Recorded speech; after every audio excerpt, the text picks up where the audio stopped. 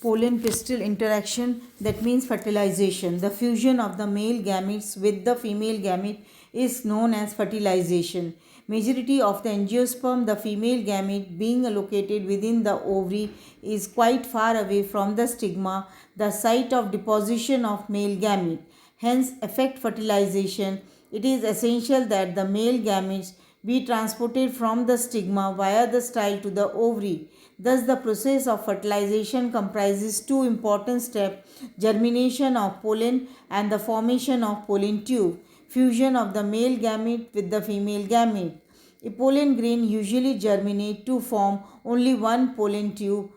However, in polysiphonous pollens are found in the member of family Malvaceae and Cucurbitaceae. In member of Amentiferae, branched pollen tubes are formed. Growth of the pollen tube. Pollen grains are the resting structure. The first essential requirement for the pollen germination is the high relative humidity. The stigma possesses a special surface for catching and retaining the pollen. However, its main function is to provide water, an essential nutrient, in the form of exudate necessary for pollen germination.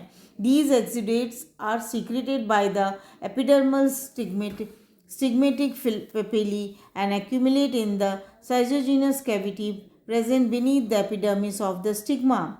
The stigma which secrete exudates are called wet stigmas as in petunia, whereas stigma which do not secrete exudate are called dry stigma as in gossypium. The exudate is highly viscous and adhesive with a high refractive index and appear as a droplets on the surface of the stigma. Chemically, it consists of lipid, phenols, free sugar, amino acid, peptides, and protein. Functionally, it helps in retention of the pollen grain and aid in germination. A fully developed pollen tube has a compartmentalized appearance due to the presence of transverse callose plug which originate as a ring on the inner wall, grow inward toward the center, and finally seal the tube. These plugs prevent the backflow of cytoplasm and the nuclei.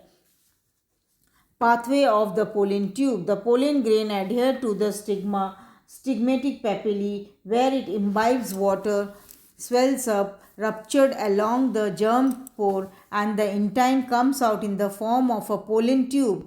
The pollen tube transfers the surface of the stigmatic papilla or passes through the cellulose peptic layer of the papilla wall and finally reaches the base of the papilla, from where it migrates through the intercellular spaces of the stigmatic tissue. For further growth of the pollen tube depends upon the structural nature of the style. Structurally, styles, there are three types of style. The solid style. In this type, the style is found mainly in the dicot and is characterized by the presence of central core of elongated, highly specialized cell called transmitting tissue. The pollen tube makes its way through the pectin-rich wall layer of the transmitting tissue or through the intercellular spaces by the enzymatic activity of the tip. Hollow style. Such style is commonly found in monocot and is characterized by a canal running continuously from the stigma to the base of the style. The canal may contain a secretional fluid as in case of amaryllis or may remain dry as in crocus. The secreted fluid contain a nutritive fluid for the growing pollen tube. Semi-solid style. This type of style is found in Areobotrys and in the member of Cactaceae. Structurally, it is intermediate between the solid and the hollow style, and the transmitting tissue occurs only on one side of the stylar canal. Entry of the pollen tube into the ovule. The pollen tube, after traveling the style, reaches the ovary to enter into the ovule and then into the embryo sac. There can be three methods of the pollen tube entry. First is the porogamy. In majority of the plant, the pollen tube enters the ovule through the micropyle. This mode of entrance is called porogamy and the fertilization process as a porogamic fertilization. Micropylar entrance of the pollen tube and its growth toward the embryo sac is considered as a chemotropic movement. Growth of the pollen tube may be facilitated by a special organ called the orbitator, which develop in the form of a swelling from the placenta and function like a bridge for the pollen tube.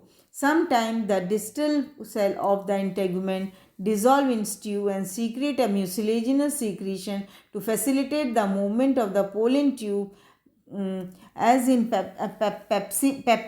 Paspilian orbiculari. Chalazogamy. During fertilization, when the pollen tube enters through the chalazal end to reaches the ovule, the process is called chalazogamy, and in the case of casurinum. Mesogamy. When the pollen tube enters through the integument, as in cucurbita, the process is called mesogamy, and the mode of fertilization is called mesogamic fertilization. The mode of entry of pollen tube has got no phylogenetic significance. It may shows variation in Brassica oleracea. Both porogamy and mesogamy have been reported. In certain cases, a distinct micropyle is absent and the embryo sac elongate greatly so as to meet the pollen tube at a certain distance up in the pollen, as in the member of Lorenthaceae. Thank you.